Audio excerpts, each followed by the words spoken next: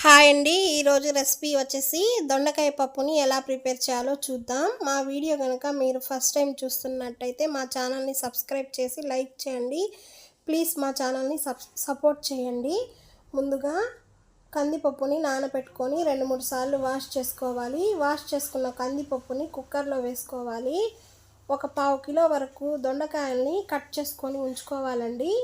ఈ దొండకాయ ముక్కలు అనేవి కొంచెం పెద్దవైనా పర్లేదు, మనం కుక్కర్లో వేస్తాం కదా, కుక్ అయిపోతాయి. ఒక 6-7 పచ్చిమిర్చి, ఒక పెద్ద సైజు 3 టమోటాలని కట్ చేసి వేసుకుందాము.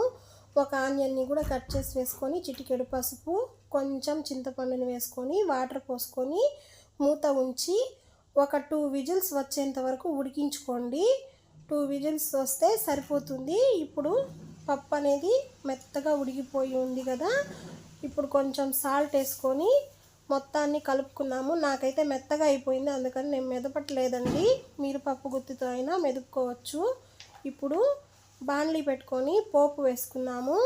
2 చెంచాల ఆయిల్ వేసుకొని ఆవాలు, జీలకర్ర, తెల్లపాయని కూడా కచాపిచాగా దంచి వేసుకోండి. 2 ఎండుమిర్చిని, కరివేపాకుని వేసుకొని కొంచెం ఇంగ వేసుకుంటే ఫ్లేవర్ బాగుంటుంది. ఈ పోపుని పప్పులో వేసేద్దామండి. వేసేసి కలిపేసుకొని కాసేపు పప్పుని కుక్ చేసుకున్నాం. ఆ క్లిప్ అనేది మాకు మిక్స్ అయ్యింది, మీరు కుక్ చేసుకోండి. సర్వింగ్ బౌల్లోకి తీసుకుంటే దొండకాయ పప్పు రెడీ అండి. నచ్చితే లైక్ చేసి షేర్ చేసి సబ్స్క్రైబ్ చేయండి. Thanks for watching.